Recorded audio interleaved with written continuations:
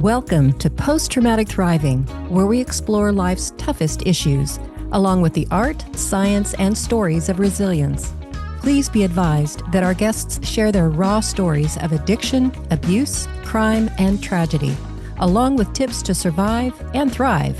And now, here are our hosts, Dr. RandallBell and Tanya Brown. Hello, welcome back to Post-Traumatic Thriving. I am Dr. RandallBell, and I'm joined by Mel Levy, our producers. Hello, everybody. Sitting in for Tanya Brown, who's out sick, and our incredible guest, which is Mr. Danny Ray, who is the author of this book, No, I Can't Make Your Wife Disappear. We are in the Thrive stage, which is always kind of the fun place to end up on this podcast because we're talking about all the cool stuff you're doing. And this is the time to not hold back. Let's brag about you. But Danny not only wrote this book, but was on Penn and Teller. And we'll find out on this episode whether he fooled them or went home in agonizing defeat. We'll find out. And we'll find out what conversation took place on that couch. And what else are we going to find out on this episode? A lot of stuff. You'll have to ask the right questions to find out, because I don't know if I'm going to brag about myself. I don't know if that's happening.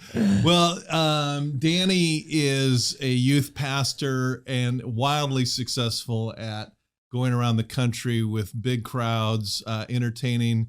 And if you missed the first episode, I met Danny at the Magic Castle. The Magic Castle it's a private club up in Hollywood. It is the elite of the elite magicians. I am technically a member, but I can't fool anybody. But Danny works not only in the Magic Castle frequently, but in the close-up room. The close-up room is where eyeballs are a couple feet away from your tricks, and only the best of the best of the best perform in that room. And out of that, I've been a member there since early 1990s. And Danny, in my mind, is number one. And that's saying something because there's some incredible talent. But I kind of hung around and became a Danny fan because his show was so off the chart. I mean, women were screaming, guys were yelling because he fooled us so badly. And then what I do when there's a really great show is I go back again and again to try and figure out how this guy's pulling this stuff off. And I still can't figure it out. It's like, I think the guy is supernatural if I didn't know better. Are you supernatural, by the way? I forgot to ask you. No, okay. I'll slide a hand. Okay. Well, it's good stuff. So let's start where the last episode ended. And you had this conversation on the couch with regards to your childhood years and the fact that your biological father left the family when you were a young boy. Obviously, that I can't imagine the hurt that caused you and your family, and then ended up in prison. He was addicted to gambling. He was somewhat of a con artist, it sounds like. And then you're having this conversation around with the family. Yeah. Let's start with that. Yeah. So we're sitting on the couch and my mom, tells us that, that Phil called, had 2 heart attacks. She's confirmed it with the doctors. And if we want to get in contact with them, she has the number. And I think it's kind of telling on where my siblings and I are on life at this point, so I would have been, I'm guessing maybe 32, 33, somewhere in there. And my sister says, if he walked in that door right now, I would just hug him and I'd be so thankful, and just really outside of my brother's, like if he walked through that door, I would kill him. And there's nobody that could stop me. And He's a big guy, and I'm like, yep. All right. And he was literally like red in the face, like sharing. And then I'm like, kind of indifferent, it's been 30 years since I've seen him, maybe 29 years since I've seen him. I had written him in prison a couple times, maybe talked to him on the phone once in prison, and then lost contact. When he got out, he didn't contact. He ended up on and off the streets, kind of in and out of jail. And and so I definitely wanted to meet him, but it wasn't like, I can't wait to meet at that time I kind of grown in my own family, grown in my faith, but I feel like anytime a door opens, like you have to contemplate, are you going to go through that? And I was like, I'm going to go through this door. Like I wouldn't, especially if you have somebody who might live for the next 6 years or 6 months, the doctor's like, get your affairs in order, and so, so I did, I sat down to meet with them at Coco's in Chula Vista in San Diego and my sister. So it was the two of us. And now, I'm in a different situation where I've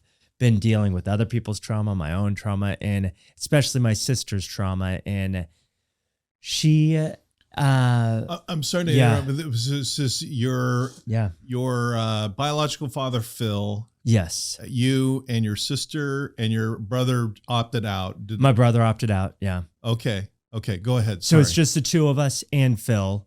And, you sit across from a man you haven't seen in 30 years and he's not anything like the man you have in your head. He's an older man now, and at that time, my sister had attributed a lot of her sexual abuse and different things to him, a lot of her trauma. And so I had a lot of questions that way for him. I don't want to say it was an interrogation, but it was like, I want questions answered. I've had questions for decades now. And so, we had some pleasantries. There was a moment I remember where he held up his hand and had me hold up my hand, and, it's the first time I have, my hand pressed against his hand. And, I can see he has a larger hand and I have pretty, big mittens, and so, I remember that moment, but the next probably 4 months, I met with them a couple times and called them a few times. And pretty much all of it was more on the lines of interrogation. Like, hey, I have some more questions. What about this? What about this? One of them being with the abuse that he denied that he did toward my sister, and which I had heard my whole life, it was Phil, and so I talked to my sister about that, and she basically admitted that she had projected that on him. But I'm not sure, like, is she trying to protect him now? And he talked to me about, like, when you go to prison for statutory rape, you end up in you end up with the pedophiles, because that's what that is. And you end up in all kinds of rehabilitation counseling.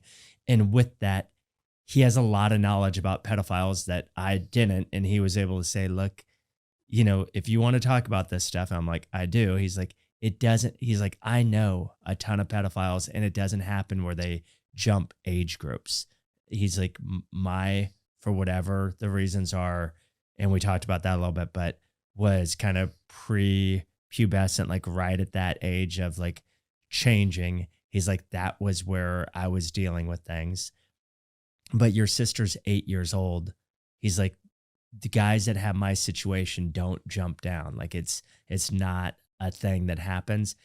Obviously there's all kinds of exceptions to that, but he's sharing like knowledge that way that made me kind of believe his story. And that's actually when I confronted my sister on like, what's going on? Like, like you seem to be dodging some of the questions there. And so I talked to her and she's like, no, and shared with me, some of the reasons why she projected that, with all pain and trauma, all that kind of stuff. She ended up giving that, putting that towards him. But with just to pause there for a moment. So it sounds as if your biological father admitted that he had a pedophilia problem. I guess it's an understatement.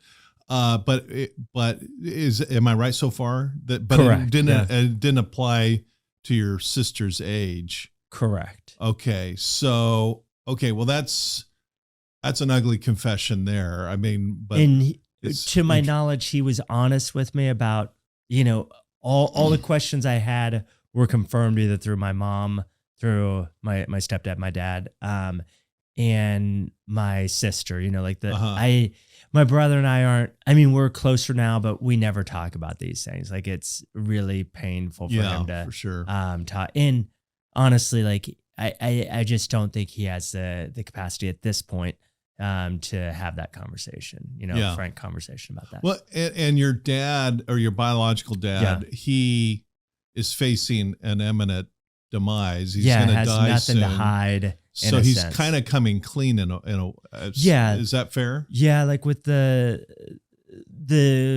had questions about drinking. He's like, I've never had that struggle of drinking. Like these are my struggles, with gambling, which like I said, to the day he died, he would spend his entire paycheck hoping to make it big, and I met him one time down at the poker room where he would play in downtown San Diego and, found out, kind of like a little bit of his life style that way. But those that questions, like in a sense, I had all my questions that I could think of answered after 4 months. And then I made the decision. I'm like, look, Phil, I'm never going to ask you anything about the past again.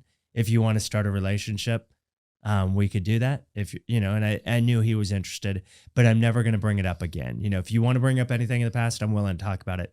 But on my end, I'm not going to bring up, and because I think the conversations we were having were tense and frank and like, not that I was callous, but it's not a man that I was close to in my life, and I dealt with like, the pain of that. And so now I just wanted more answers. But then it came to the point where I'm like, well, I would like to, see where this goes. I haven't had him in my life in, 28 years. So let's see where this goes. Yeah. Was he remorseful? Did he express remorse, or was it more matter of fact? What did that look like? I don't remember there ever being like not remorseful, regretful. Like he definitely regrets and a lot of regrets that way, but I don't know if I can't ever remember. It doesn't mean he didn't say it. A lot of this, I would have to check journals and stuff. I wrote, some things in journals around that time, but I don't remember an apology, and I wasn't necessarily looking for an apology at that time. Yeah. Well, let me try and wrap my head around that, because here's a guy who deserted his 3 kids and his wife. Yeah. And I'm just kind of wondering out loud if he was a sociopath. That's antisocial personality disorder. That's where you don't have a conscience. Yeah. And a classic characteristic of sociopaths, because I've known a couple in life. Yeah. And it's right out of the textbook. They lack emotion. Did he kind of lack emotion in all this? No, there were a couple times I think I saw him cry about things, or things that, I think he had regrets that he wasn't there, but not like, I'm so sorry. Like there wasn't, to my knowledge, any of that, but realizing the life he chose, and what he could have had, and wish he could have been there. And so we started to see each other, like, I don't know, once every 3 months, something like that. And, like he would live 8 years, after the doctors gave him. And I really do think part of that was there's something really healing about having family back in your life. My sister and I would connect with him till the day he died. He would end up meeting my kids. It was really guarded by my wife. And we'd do it at Thanksgiving time, before we went down to see my parents. We'd spend 15, 20 minutes. And it's in those moments you could see, like, had his life been different, had he, and I found out all of his backstory and all that. And, it's that whole thing that we talked about earlier, is that you have to make a choice to stop the cycle, and he just didn't, like there's all kinds of. So he had been abused in his childhood. His father was a heavy alcoholic, and I think his mom, there's some deep depression and different stuff there. He's the runt of 10 brothers and sisters, and so I think there's different abuses going on there as well. And yeah. So, and that's by no means excuses his behavior, but I get it. So he's regretful, but he's not apologizing. That's Again, not to interesting. my knowledge. That doesn't Okay. mean he didn't, but I don't remember that. That doesn't stick out in my mind. But it's also like I think have you ever read that book Love Languages by Gary Chapman? Mhm. The five love. So my love language is physical touch, and my wife's is like words of affirmation or acts of slavery. No, it's acts of service. Real similar. so, so early on in our relationship, the way my sister and I would work through like forgiveness is, she'd put her hand on my leg, I put my hand on her leg, and that means it's done, you know? So when Kim would say sorry to me, which meant nothing, I didn't need that, and I put my hand on her leg, we both felt horrible, even though we're trying to communicate like you're forgiven, it's done, you know? But we need to reverse that. I need to learn to say sorry, and she needed to learn to put her hand on my leg, and because that's how that communicated. So I wonder uh, if the physical touch, even of him, like putting his hand up against that type of thing, or, you know, I'm proud of you, son, and give it, you know, like things like that. I never called him dad or father till the day he died, but, you know, he called me, you know, this is my son, this is, you know, and so I think that there might have been an expression of forgiveness in that, or of apology, but yeah, I don't know if I would have recognized a sorry. That's not so. It's not that I don't ever need that, but it wasn't something I was looking for. Yeah. Was this a healing event for you, or these meetings, were they healing, or were they, what motivated you? Your healing, or his, or both, or neither? Or? Yeah, no, I know for a fact. I think it brought healing to him, and having him meet family and being connected with me, I do think gave him hope that he would talk about. You know, that I think helped him to live. I think with hope, you know, that gives people. There's no way I could confirm. Maybe he would have, you know, had he never met us, he would have lived 8 years. But I think there's something tangible about grace and forgiveness and hope and reconciliation that gives people life. But sorry, what was your question with?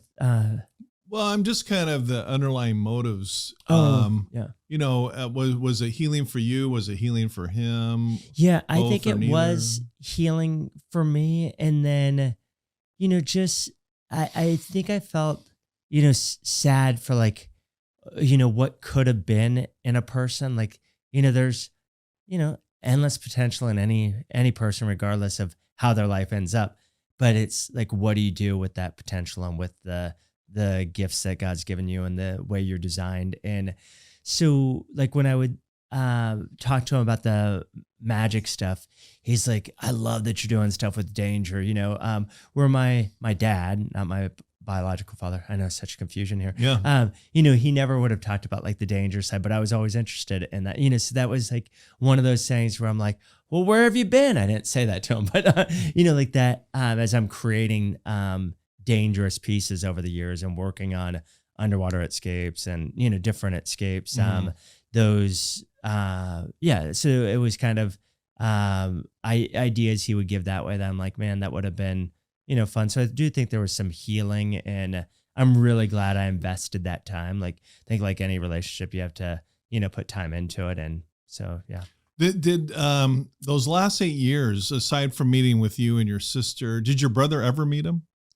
I don't know. I Okay. think he did. So the conversation I had with Phil one time was that they met. I have no reason to believe that that's not true, but I don't know Okay, on my fair brother's enough. side. Yeah. But I guess my question is, what did he do with his life the last 8 years? What was he up to? Not much. You know, I went to his place one time, and it's, you know, all but disgusting, filled with cigarette butts and urine stain, you know, just like it's a mess, you know. And he would get his whatever the social security was, go down to the poker room, which wasn't far from him, and then I think there was a bowling alley that wasn't far, and I think those were kind of the circles he would make, going to the store, get cigarettes, go to the poker room, you know, hope to win. And there's times where he won. Like I know one time I don't know how much money he won, but I'm guessing over like 20,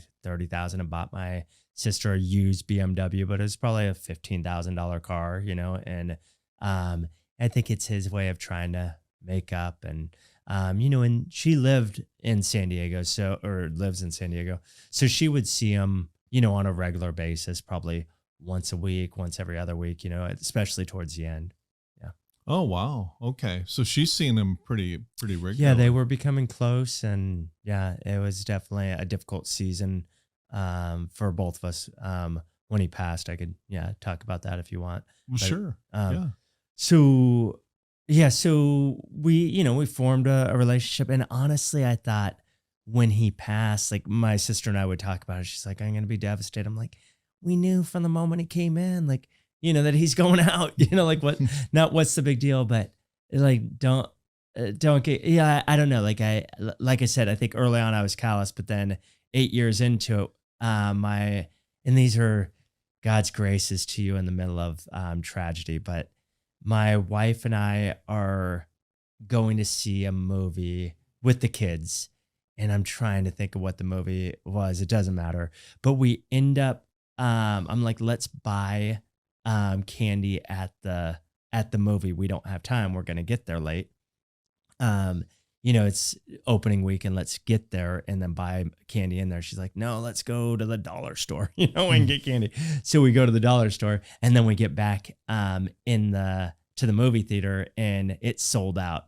I'm like, I told you we should have got, and like frustrated. We get back in the car, and that's when I get the call from the doctor saying that Phil had passed, and super thankful for numerous reasons that I got that call. My sister, I think her getting that from the doctor, because he's matter of fact about, things. And, and I was able to call my sister and be there for her. And, but I was leaving the next day, like I was home for less than 24 hours.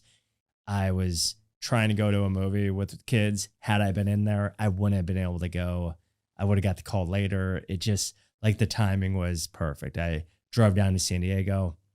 We all gathered around his body. There's a chaplain that came in. She led us in a prayer and some just conversations or last words we want to say. And then, then we left, and I said bye to everybody, drove home, slept for a few hours, got on a plane. And that next day, like it was like literally hundreds of junior hires out there. I'm crying backstage as I hear the introduction. Please welcome Danny Ray.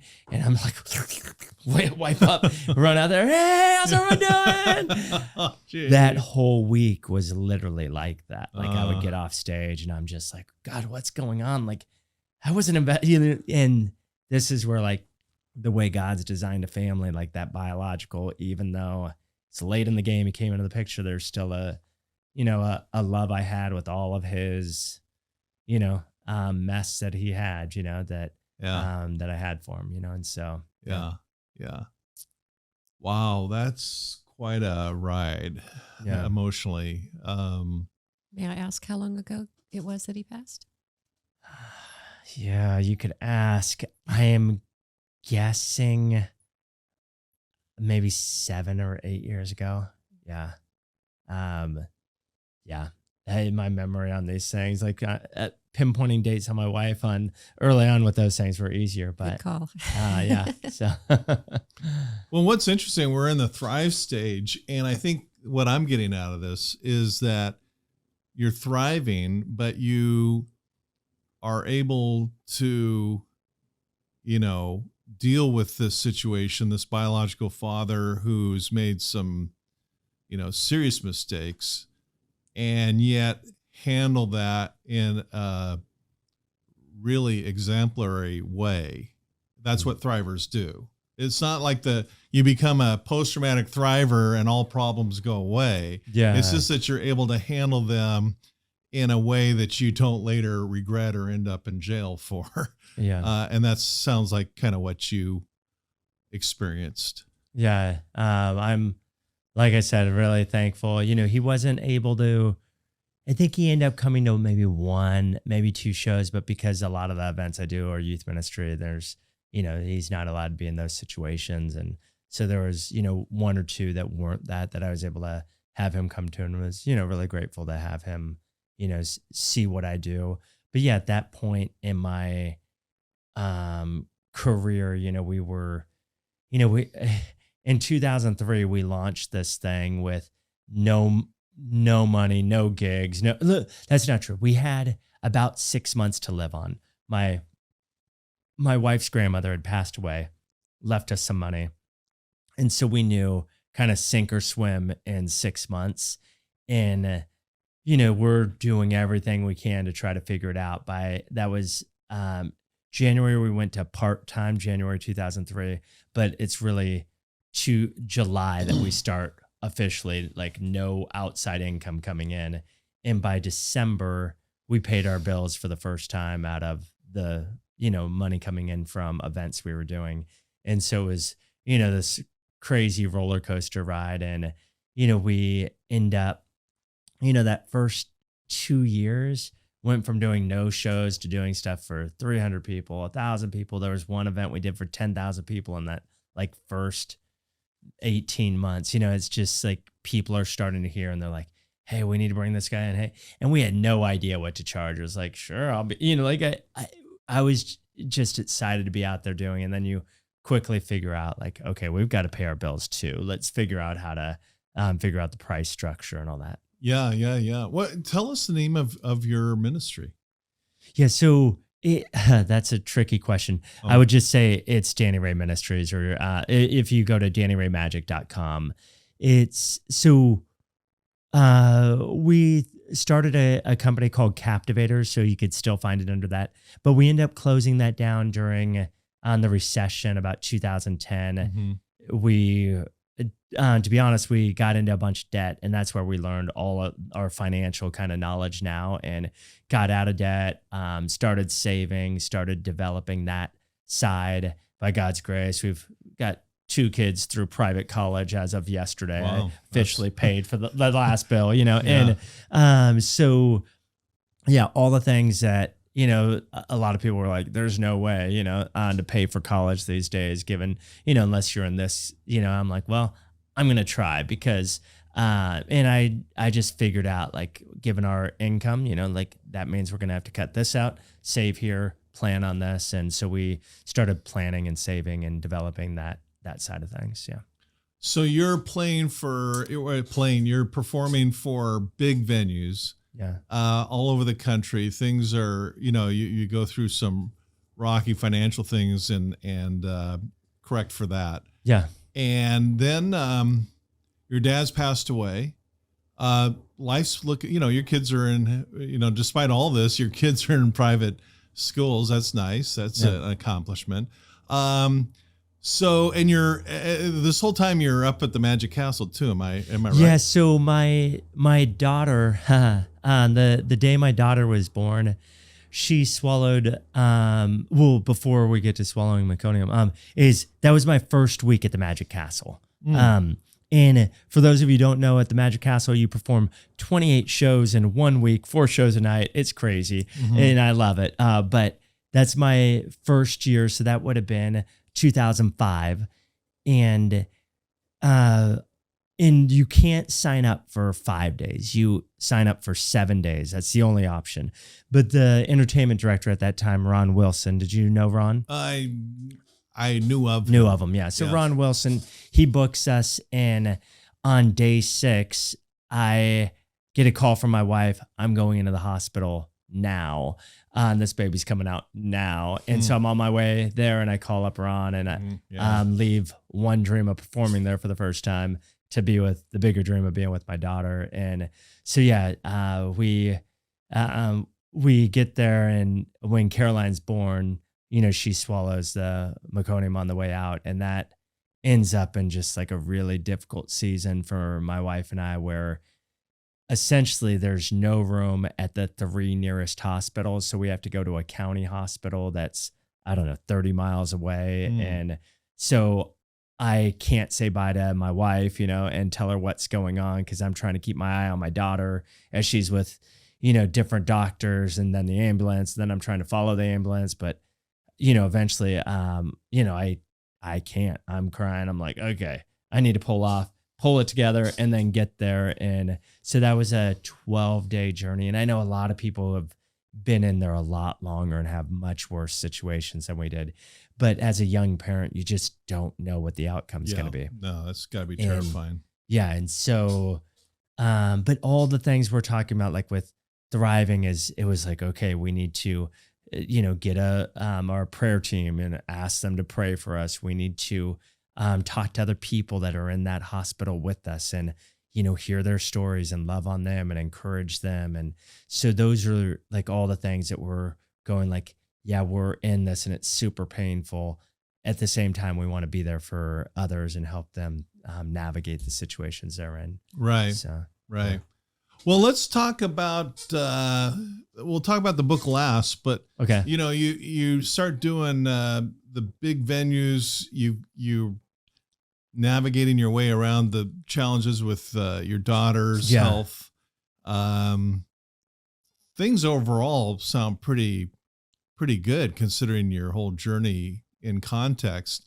Let's go to that fun day where what sparked your interest on going on to Penn and Teller, because you can either come away a failure, which 90% do, or you can manage to fool these guys.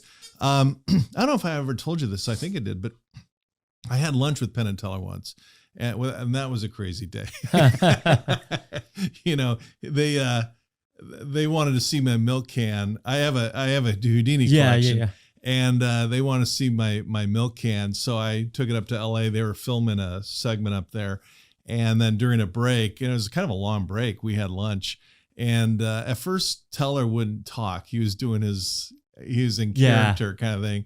I go, dude, I'm not recording you. You can talk if you want, but it's up to you. So he kind of came alive.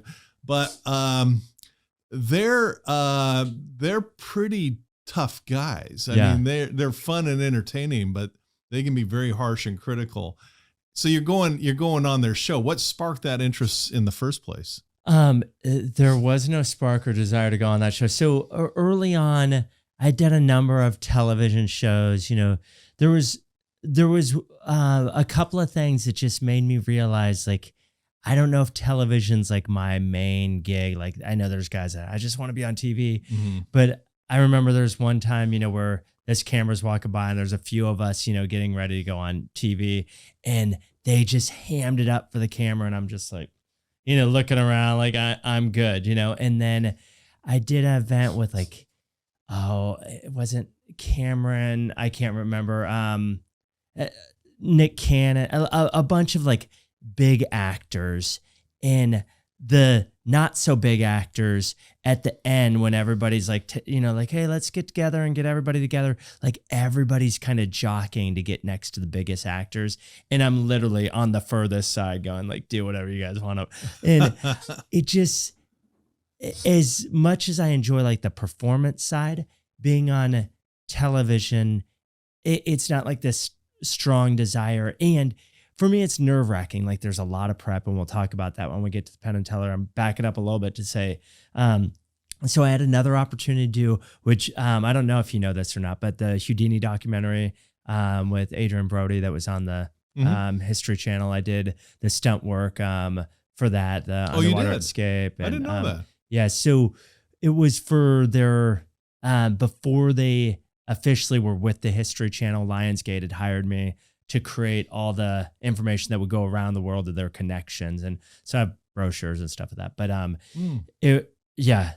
interesting and some funny days there. But to give you an idea of how that day started out, and you would be familiar with this because on the pictures of Houdini that would look like this. But the director and the Houdini director, when I got on set, the first question was like, they looked at each other, do we want to do the naked shots first? And I'm looking at them. I have another pastor with me, and they're like, yeah, we should do that. Let's get the naked shots out of the way. And the next thing I know, I'm with the fashion coordinator going like, do you think these Speedos look more like this picture? Do you think? And so the next thing I'm in a thong, I'm like, all right, well, this is fun. And that's how that day started out. And there's some compromising pictures somewhere of me out there. I can't wait to find them. So it took over a year to get those pictures from Lionsgate. In the end, they gave me, like the pictures, but like not the full quality pictures. They're like, just low res. Yeah. Well, no, they were good. They were great. But he's like, if I give you the full res, he's like, to give you an idea, you could blow this up on the Empire State Building and it wouldn't lose any like quality. Like it would be perfect quality. I'm like, yeah, I don't think I'm doing that anytime soon. I'll take the low because it was going to take several hours to download them. Yeah. So anyways, I don't know how you got me there. Neither do I. You were asking about Penn and Teller. So I had done some television work, and for years people are like, you should go on America's Got Talent. You should go on Penn and Teller. And I just honestly had no interest. Like my career's by God's grace thriving. We're doing a ton of shows, but pre-pandemic, I think in 2019 I did 178 shows, and so wow, that's a lot of shows. Yeah, and so things are going really well, but then pandemic hits. And we entered into like a whole new season. And I know everybody has their own story and with that. But we went from I was the last of the performers at the Magic Castle. So we were in there, March up till the 20th of March or something like 19th, right in there. And then they canceled the shows for the Magic Castle for the performers for the following week. I'm on my way to Idaho. And it was for a large event, maybe 4,000 or 5,000, something like that. I had done it before, and I'm on my way up to Idaho, and they confirmed we're a go. I'm like, all right. I'm driving up there, and I get a call saying the nurses just backed out.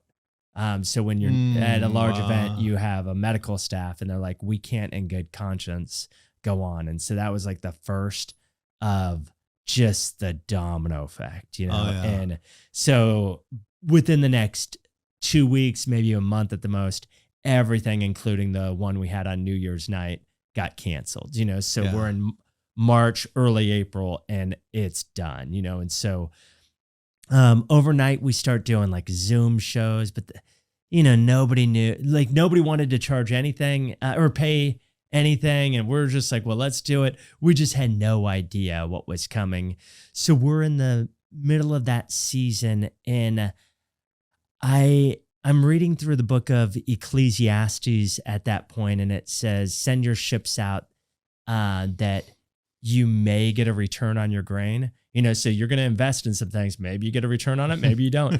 And so then it says, invest in 7, no, in 8 things, because you never know what might succeed. And so we called it our Super 8 during the pandemic. I wrote that book and another book that hasn't come out yet. I don't know if it ever will. I just, that was part of our Super 8 is like, let's write. I created a video series. I created like all these we had 8 things, but one of them was Penn and Teller. It's like, okay, let's. Oh, so Penn and Teller is just like one of 8 things that just keep the party going. It was like, what else am I doing during the pandemic? Yeah. And so it's like, we have zero income coming in. It's like, praise God, we had been saving, and we had, we could pull out of this, and so we're, some people were giving a I hope they're not listening, like a donation for a Zoom show. We did have some people later on that Zoom started to take its like own force, and people were like, okay, this is a real thing. But early on, people were like, hey, we're going to see if we could gather people online. Will you do a show? Yeah, let's do it. And I think it's one of the things that has always, through the recession, through this, people know they could call me. And for the most part, I'm going to say yes. Like, let's try to make it happen. I'm not going to try to put, well, if you don't come up with this figure, if you don't do this. And I think with some, not just magicians, but entrepreneurs, it's like, I need this. Don't call me if you can't do this. And I think it's why people know, like, you could call in any season. And so we'll see the effects with the pandemic. But in 2008, later on, after I'd said yes to like really low ball offers, it's like, this is the only budget we have. awesome, I'll be there. Later on, when they had a full budget, they're like, I don't even want to know the price. Whatever price you tell me, I'm going to pay. Because they weren't trying to lowball me. They're like, this is the situation our organization's in. No, you know, the whole thing hit everyone. Yeah. Right. So with Penn and Teller, it's like, well, let's see what happens. Like, what else am I doing? I guess I'll do it. So it wasn't like I had this strong desire. I just want to be on their show. So I send in a video. Oh, this is a side note that I love of how we got the video. So during the pandemic, one of the things was like, let's create, as many videos. Somebody built a studio for me. Well, I get a call from Prison Fellowship. I think that's the name of it, Prison Fellowship. That Chuck Colson's, he founded this this ministry, and they have the largest prison ministry in the world. And during the pandemic, they couldn't do any of what they call their Hope events. They normally do 250 of them a year throughout all these penitentiaries around the country and around the world. Well, they can't do any of them. So they hired in a company to film 3 different people doing whatever message they had that would bring hope, And so I was one of those, and it literally at the state level got approved in 44, 45 states that it will be shown in every penitentiary. Wow. So I had the opportunity to essentially, I'm the most famous magician in prison right now. Check block 4, so, which I love. Like especially with my background with my biological father, and I've done a number of things in prison and with our juvenile hall system. And, it's people end up in prison for so many different reasons. And to just abandon our people in prison just isn't the right thing. Amen. My that. opinion. You're kind of the Johnny Cash of magicians in prison. So that video that we shot with Prison Fellowship, I called up the company. They hired in a company to film that, and said, hey, can we use this? Well, you don't own that. They own that. I have to ask them. So they ask, and they're like, as long as you're not selling it, you could do it. So I send in a video where essentially I play Russian roulette with my eyeball. I'm not saying it's the brightest idea in the world, but that's what I'm doing. And so I send it in, and I get an email back, not, we love it. Could you write up a script for us with no audience, Penn and Teller and Allison, who's the host? And I'm like, okay. I mean, didn't you watch the video? Like, I'm just going to type up that script. Okay, boom. So I type up that script, change out whoever's name I was using for Allison's name, and made some other tweaks, but, pretty much sent that in. They're like, they send it back and they cross out a bunch of stuff. We don't like this. We like this. I'm not going to say that. And so I just told I'm not going to say that. I would say this, I couldn't, I would have to look back at these emails, but some of it was a little too harsh or things I wasn't comfortable Yeah, just saying. not your persona. And I don't know. I'm not at a point in my career where I'm like, I'm just going to say whatever I can and whatever, it doesn't matter. I'm just going to be on TV. I'm like, yeah. I'm not saying that. And they're like, this is your script. It's your choice, but we're going to try to work with you on the script. So we go back and forth. Well, 22, 23 emails later, we're still going back and forth. I have no idea. I'm like, I guess it's a good thing, but I don't.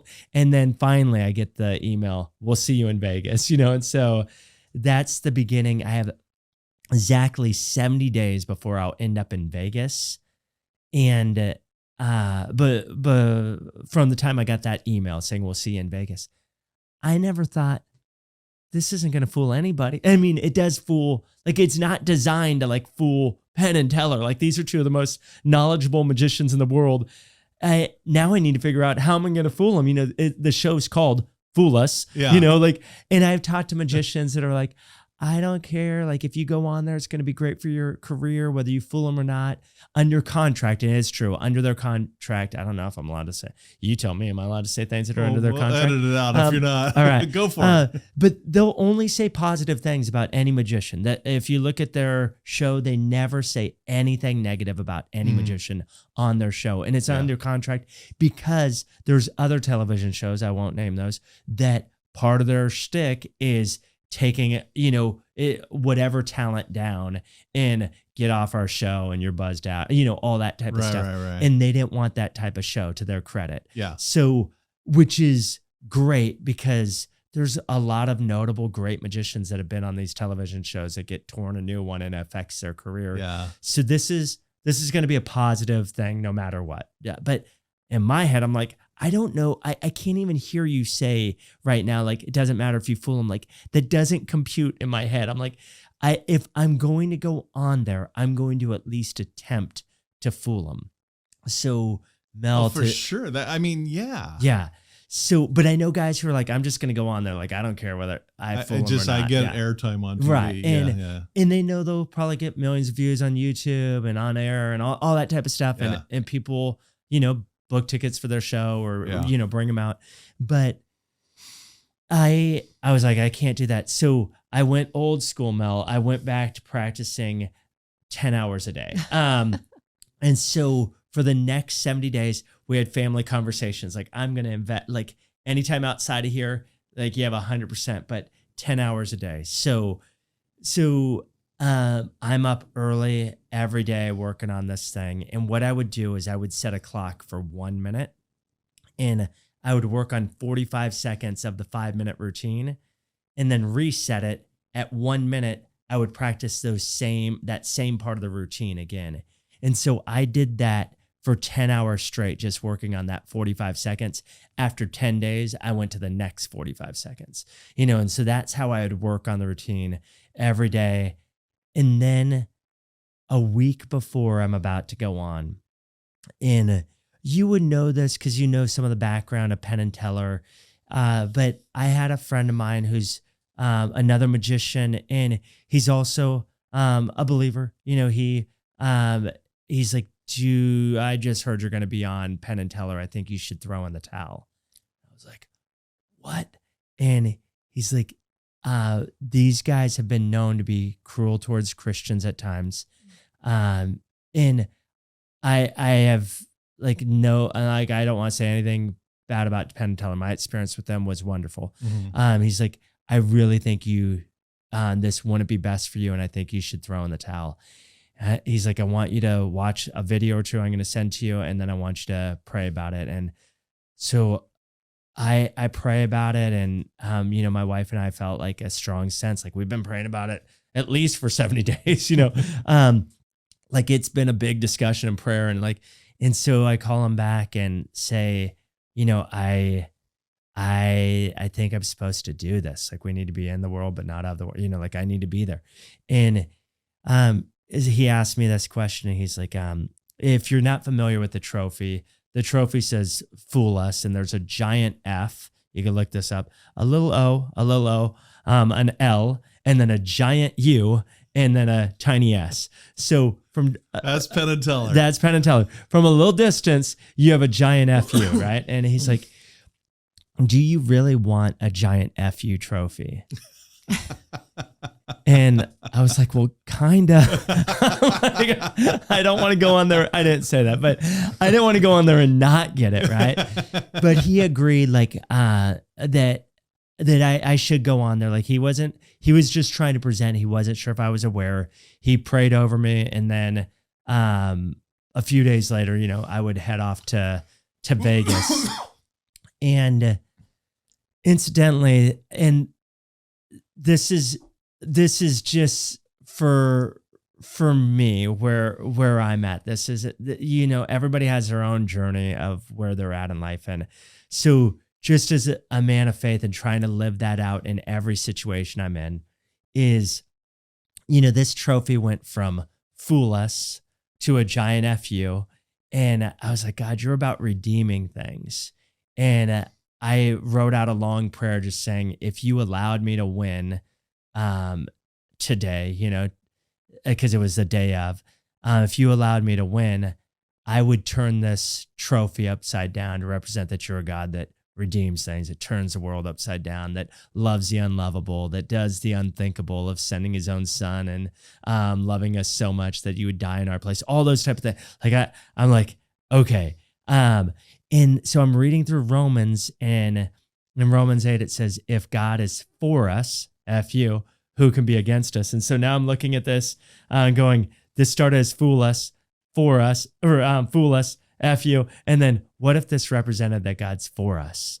And so that's what's in my head as I'm like, if I win, I'm going to turn this trophy upside down and this isn't, it's not anything for Penn. It's just my own journey of like, this is what I feel like would be my best to represent, And so then any questions up to that point? Because I'm about to go backstage and start from backstage with the. No, I don't have any questions. Do you, Mel? I mean, the thing is that having met those guys and spent some time with them, they are, they're interesting guys, and that's what entertainers need to be, is interesting. I talked to Penn and Teller. That basically the whole conversation was over religion when I had lunch with them. Talking about atheism and religion for an hour and a half with Penn and Teller. That's what I did. But they were, they're bright guys, and they're not like Beavis and Butthead where they just throw names around and name calling. They have arguments. They have positions that they've thought through carefully. And frankly, they were more versed in a lot of things than I was. Yeah. And I frankly learned a lot from them. Penn emailed me later and recommended Richard Dawkins' Blind Watchmaker, the book. Yeah. I read it, and then I read it again. I read it a few times, and I got his other book. I forget the name. God is Not Great or something. And in chapter 3, he makes his big grand announcement of why there's almost certainly no God. He puts a little caveat on there. And I think it was, at this point, I feel very conversant with the topics, and I think it's, I think the arguments are, lame, frankly. And I think there's a lot of backlash on Dawkins, but they were big Dawkins fans. Yeah. So it was a life-changing experience. But it wasn't because they called anybody names. They had their arguments. Yeah. I just happen to think there's much better arguments to counter that. But you don't wander in there naively. Right. You learn that. There's I don't know if you're familiar with Eric Metaxas, but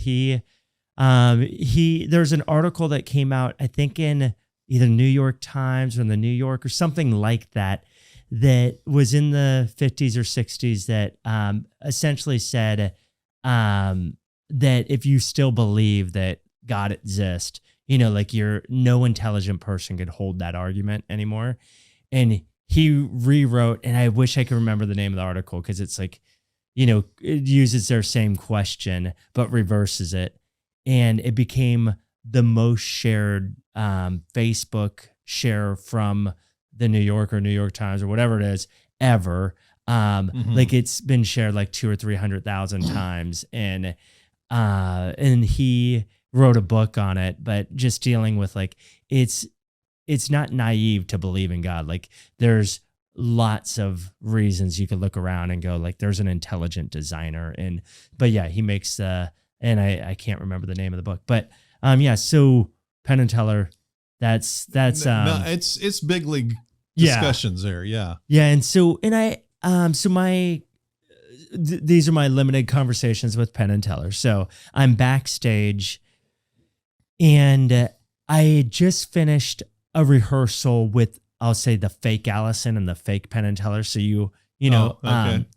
And I forgot like a line. I've done this piece probably 1,000 times, but the new version that I designed for them, because I revamped and changed a bunch of different things, is like I had memorized a script, and I could always go off script, but I had it dialed in, And I totally blanked on a line. I'm like, producers, and I knew their names, I'm like calling them out, like, somebody give me my line. Silence, and they'd help me like through Zoom if I had a problem with the line or whatever. But this is like, they know the next thing's the real deal. And so then I eventually get it. I go through and I'm like, oh man.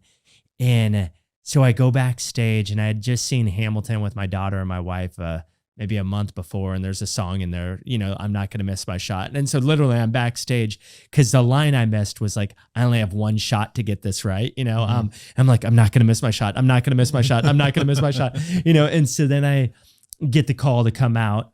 The stage lights are dim, and Penn and Teller both say, hey, Danny, thanks for being on the show, and Teller asked me, you ready for this? I'm like, ready as you get, he's like, we'll have fun. We're looking forward to seeing it. And, Penn said, some similar things, but, it was more Teller that I'm like, oh, he talks, like I knew he talked, but I haven't heard him talk to me, so then they start talking to themselves, and then Allison's talking to one of the stage managers. They had a stage manager both on stage and backstage. And so the stage manager on stage is prepping her, and then, he walks off, lights come up. And then if you watch the episode, if you look up, not that you need to do this, but if you look up Danny Ray, Penn and Teller, like, you'll find it. I've done it. Yeah. I've seen it. Yeah. But what in you fact, see, I think we should put the clip in this podcast if we can do that. Yeah, for sure. It's great.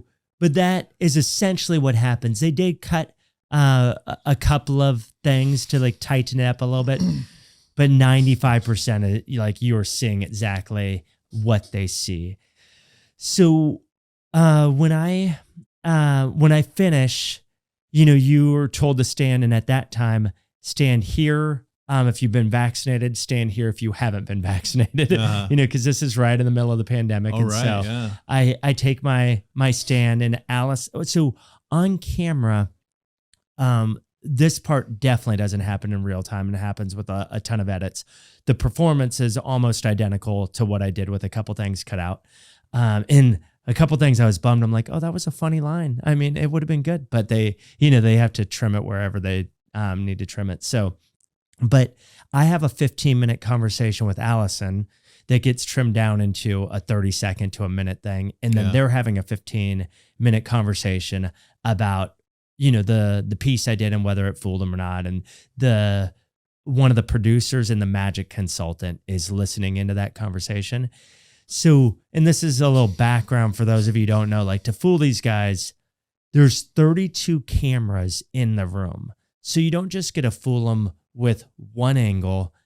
If you ever see them like look down at their, I don't know if they're iPads, but some sort of, device that way, you'll see them like with their finger as the person's performing, like flick over. Well, they're looking at different cameras, so they have access to every camera. So side, back, the whole everything enchilada. You could think of. I didn't know that. That's interesting. So they have access to all of that. So afterwards, in that, if they're like, I want to see this from a different angle, I want to see this, and I knew that going in. They're like, just so you know, this isn't.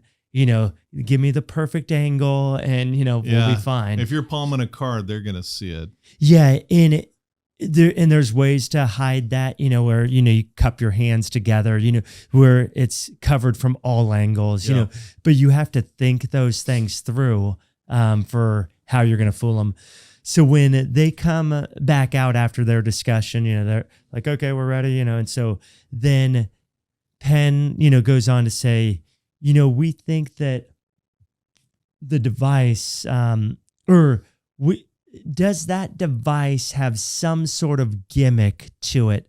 Something like that, right? I'm like, no, he's like, no, we don't think that's how it's done. I was like, oh, wow. I need to just zip my mouth because, he could take 10 guesses saying, we don't think that's how it's done. Yeah. So nice try, Ben. Yeah. So then I'm like, don't answer any more questions, or not, don't give him any information. If you ask a question, I'll answer it. Yeah. But he didn't ask a question. I had jumped in with he set me up, so well, so because he knew, by that point, he had to know, there's no gimmick there. So he's setting me up to see what I'm going to say. And then he took another guest and I invited them up to check out the device. And so they come up there, in between you and me, there are multiple gimmicks around them completely. And Penn has these monster hands and he slaps his hand down. I'm like 2 inches over. If he picks that up, I am done, like it. And there's stuff on the other side of the table where Teller was. I'm like, oh man, like this could all fall apart right now. Yeah. Because I heard they wouldn't come up to the table, but I invited them up to the table. So it's like all these things where I'm like, oh man. And so he asked a couple more things, and then he's like, well, if that's not how it's done, you definitely fooled us. And so then a trophy came down. Yeah. There's the big answer. Yeah, there Danny it is. Ray fooled Penn and Teller. Yeah, crazy moment in time right there. That's kind of the Super Bowl of magic today, is that show. Because those guys, I like those guys. Yeah. We have some theological differences, Yeah, but yeah. Whatever. They're fun guys. They're good entertainers. Their work ethic is incredible. Oh, yeah. That's for sure. Your work ethic to get there is incredible. I mean, you don't get at that league without really practicing, like religiously, no pun intended. Yeah. And, but yeah, you fooled them. And that's, it's like a Super Bowl ring. You got it forever, Yeah. Yeah. So it's funny, like looking at the discussion online, which I stopped because you get, too much craziness of people with theories and all this.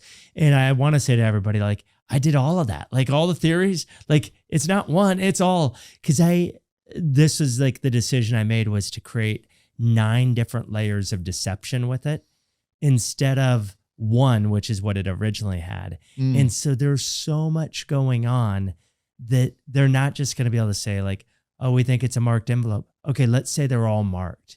Like literally you can mark them all. It wouldn't explain it, which is like a weird thing, but it's like, okay, that's you one. gotta go through layers. Yeah. So it's like, I layered this thing where, in the magic consultant said they have to get 2 or 3 of them at least before I'll like even let them say like, you fool, like, because it's a conversation, but ultimately if Penn says no, we think that's enough to say we fooled them, but I was like, okay, let's layer this thing and do, what, and this is the beauty of sleight of hand, is make it look like you're doing nothing when all these different things are going on. And very sophisticated. Yeah. So when that trophy came down though, so the trophy comes down, I shake Penn's hand, I have the trophy in my left hand, and I need to walk off stage to my right. And so I switch hands with the trophy to turn it upside down, put both hands up in there. Thank you. And then put the trophy down. So it's only there for like a second at most, right? I walk off stage and then immediately the director, the 2 producers, we need to get Danny back out here. The stage manager, I knew exactly why. Stage manager's like, no, we need to get the next act on. Danny's done. They argue like back and forth going like, no, we need to do this. Figure it out. Edit it later. They don't really know what's going on, why they need to refilm. They're like, we just need to refilm one thing. Nope, we don't have time. So they go back and forth. So I really didn't know whether that part would air in the show or not, where I turn the trophy upside down, but it airs for all a 10 or like not 10 seconds, like 2 seconds. Nanosecond. Yeah. But for me, it's like one of those things of coming like full circle. There's other things like the book. I'm not exaggerating when I say we spent 6 hours on a piece that I created for Penn and Teller with that book, that we filmed the whole thing around the book cover, and I did a whole piece I designed for it. They cut that whole thing, and I was like, our publishers, they were planning on doing some sort of promo once it came out, but I have no control over what they cut, what they keep in. But we spent a considerable amount of time, but they ended up, going with the story of my biological father and my stepdad. And I remember talking to you on the phone about the whole thing. I think I was one of the chosen few that knew you won before it aired. Yeah. But I thought it was interesting that Penn and Teller, actually were curious about the book and loved the concept and everything. Yeah. And that in and of itself was a cool part of the story. Yeah. And you never know, what happens with that part of the story that doesn't air. Because there were numerous conversations I had with the producers, and there's another director that just directs the intros. And so who knows the impact that might have had, because we spent a lot of time with those guys for something that didn't air. At the same time, it's like, well, you don't get control over those, that's in the media. One thing, I've been literally on the way to the studio and they say, oh, breaking news, turn around. Oh, you just never know. The media is just so all over the place. But the bottom line is, you have this crazy cool career, very big. People don't have any clue how much effort goes into just, a 2-minute or 1-minute routine. Yeah. When I was walking around with David Copperfield in his warehouse, he goes, I forget the number, but it was something like, I've got, I think 15 or 20 hours worth of magic in this warehouse. Well, that blew me away because I knew the effort to get in just a single minute. Right. And he goes, that doesn't sound like a lot. And I said, no, I know what that means. That's gigantic. And just, huge crates for a little effect that looks like it's a handkerchief is actually a megalithic, crane or something. Let's face it, the magic world is huge. It's a huge part of entertainment. I think Vegas magic is probably, I don't know if it's number one, but it's up there. Yeah. And to kind of hit that top tier. I've always thought of the Magic Castle as top tier, but then the Penn and Teller thing kind of took it to mainstream and even upped it. And in all levels, you're nailing it. Thank you. It's funny you were saying, the top tier. On that Idaho drive, I was taking my mom up to Idaho when I found out it was canceled, and we're, just driving, and it's not often I get 13 hours of conversation with my mom each way. Right. Yeah. And so in there, she's like, like, where would you be? And I've told you a little bit about my mom, the rationale, right? Where would you be? I'm like, I have no idea, Mom. Like, I know, like when you look at magicians, like there's no like your number this, your number that, but I'm like maybe in the top 5%, like I was like, and so then the next time I'm at a party with all the family, they're all like, we heard you're number 5 in the world now. I'm like, 5% and number 5 are totally different. But that's my mom, number 5. Yeah. Well, I'm sure you're doing more important things with your youth ministry and blending magic into it, but you're definitely at that performing at that level where you deserve a hotel on the Vegas Strip, I think. But because I know some of those guys along the Strip. I'm not going to say any names, but I know who, no pun intended, outperforms them all. When you're doing stuff at the Magic Castle close up with the harshest eyes, they make Penn and Teller look friendly. Some of these guys, they're rabid. And you're fooling them all and making the room just erupt with astonishment. Just absolute freaking out. It's really a show within a show to see you perform. And it's super cool to just kind of see your journey. And I'm so grateful. Mel, what you got some questions or thoughts? I read your book. I loved the title. My husband got a kick out of it. No, I can't make your wife disappear.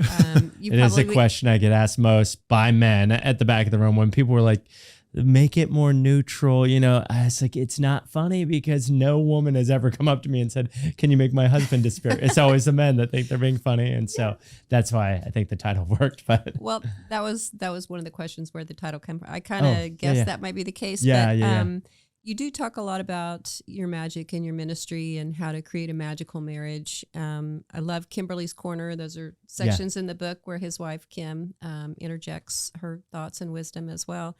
And you talked about a time when you and your son were together in your wife's car. Her car was vandalized. And you didn't call the police first thing. You did something else first, which kind of blew me away. So I was wondering if you remember what that was and just tell us why. Yeah. So I think like a lot of performers, you have your back of the room merch that you try to offset some of the cost. And one of the things that we've had back there for years is a bracelet that says "Live Remarkably," and then on the inside of it, it says "Pray continually, give thanks in everything." Something else, for this is God's will for you in Christ Jesus. What are the three? Do you know them? Pray, be thankful. Something else. Anyways, ceaselessly or something. No, that's continuously. Yes, you got it. Okay, no, all I don't right, know the third one. That's so funny because I could do this verse in my sleep usually, but maybe it'll come to me later. Anyways, the be thankful in everything, right? Is we've just learned in, good, bad situations. Like I've had that, I don't have it on today, but I've had that bracelet on and read that verse so many times that, it's easy to not be thankful because it's like, I shouldn't be thankful because of circumstances, but it's like, no, be thankful in all circumstances, not some. And so when we got broken into, and we're talking not Copperfield level, but probably $15,000-ish worth of stuff, for my little close-up show gone, including the piece I did for Penn and Teller, which would have been gone because this was before that. And there's a rock through the window. It's very disorienting. I'm like, why is there glass? What? Oh, all my stuff is gone. And I have a show that night. And so my son, who was wearing that bracelet, he was with me, and we both we don't know why, Kai, but we're going to thank you for this situation. And we don't know who has our stuff, but we want to thank you. And we just took time to pray, and we thank God for what would happen, whether the stuff is returned or not. God, that you would use this situation for your glory. And so craziness of that was after that, we called the police. They show up, and his name is Officer Molinax. That entire day, he went on this search, finding our stuff. Eventually finds two kids. They were maybe in their 20s, but they had stolen the stuff, and they had thrown some of the stuff they didn't want in a dumpster. And originally he said, so I got the stuff out. But when he says he got the stuff out, he meant he told these two kids to jump in the dumpster and get it out. That's fair. So over the course of that day, a side note, the show, it didn't come before the show. I ended up doing a show from Walmart. The beauty of doing close-up show, you go to Walmart, you pick up rubber bands, cards, you grab some coins, you figure it out. And I've had to do maybe 3 or 4 shows like that in the last 20 years. But that was one of them. After that performance, we get a call. And by the way, if you're a thief, the way they found them, don't turn on the iPad that my son put lost. And so he immediately got a notification with a location. Wow. And so that's how he was able to pinpoint it. It's one of these houses right here. And so they immediately turned it off too late. So yeah, he brought us into the station, and I'd given him a line item. He's like, I need everything. Oh, this is something that's not in there that I just remembered. The way they actually found the stuff was with something that was worth less than a nickel, a sponge ball. So he's like, I want you to write down, regardless of the cost, everything that's in there. Oh, playing cards, another deck of playing cards, a business card, literally, he's like, anything and everything, and put a cost next to it. So I have a list of 80, 90 things. One of them's a sponge ball. When he knocks on this door, the mom answers, and she's like, no kids are here. And he sees the sponge ball out of the corner of his eye, and he's all, I'm going to need to search the house. Oh, you don't have a warrant, and he's all, I have reason to believe that these two kids are here, because he saw a 5 cent, what a crazy deal. So throughout the course of like the next 24 hours, like 99% of the stuff, like there were probably cards thrown away, no big deal, but like 99% because this guy went above and beyond. So fast forward about 2 weeks later, I get a call from the captain of that city that says, hey, I heard what happened and saw my story on Facebook. I shared it on Facebook and, thank you to our officers. And I didn't put his name because I didn't know the legality of that at the time. Now I know. But the captain calls me and says, would you come in and perform for all of our officers? Oh, wow. So what like there's just no way I could have orchestrated like, hey, Mr. Captain, I'd like to perform for your officers. I think it'll be fun for that. Like it just never would have happened had my stuff not been stolen. So not to it's just hard to understand. Like when God says something, be thankful in all circumstances. We've been in plenty of things where I'm like, I don't get why, but God, I know you have a bigger story that's a part of this, not just this tiny bit that I see right now. It's a testament to walking the walk. Yeah. Thanks for sharing. Yeah. And there's I know that not all that stuff's in the book. There's some of the backstory with kind of things that happen as a result of that. And I haven't done it, but Officer Molinax has invited me like for a ride along. So what city is this in? Oh, that's a good question. Hesperia, possibly. Oh, around here Victor, somewhere. is that right next to Victorville? Like the next one? Yeah, I think Hesperia. Okay. Wow. That was a great question, Mel. Great story. So Danny Ray, thanks for spending so much time with us. Yes. And I'm just going to ask you one last question. Any other message you want to communicate to our audience about the whole topic of post-traumatic thriving? I would just say I know most likely some people are tuning in because of the trauma and the struggle is there is hope. Don't give up. That wherever you're at, I would just encourage you to find somebody to do life with, that you do belong, that you do matter, that your story matters. And there's a next step, and that's, maybe calling or talking or being with somebody to navigate the pain together. Yeah. Well, absolutely. And Danny Ray, thank you again. The book is No, I Can't Make Your Wife Disappear. Yes, he did fool Penn and Teller. Yeah. What do you know? Congratulations on the Super Bowl win. And thanks again for coming on Post-Traumatic Thriving, where we learn to dive, survive, or thrive. The choice is yours. Thanks for supporting our podcast. Be sure to like, share, and subscribe, and follow us on your favorite social media. For books, merchandise, or to donate, visit CoreIQ.com. Post-Traumatic Thriving is produced by CoreIQ, a nonprofit with a mission to teach the life skills we all need but are not taught in school. CoreIQ and the Post-Traumatic Thriving podcast are for informational purposes only and do not provide medical or mental health advice. Always consult with your licensed medical and mental health care providers.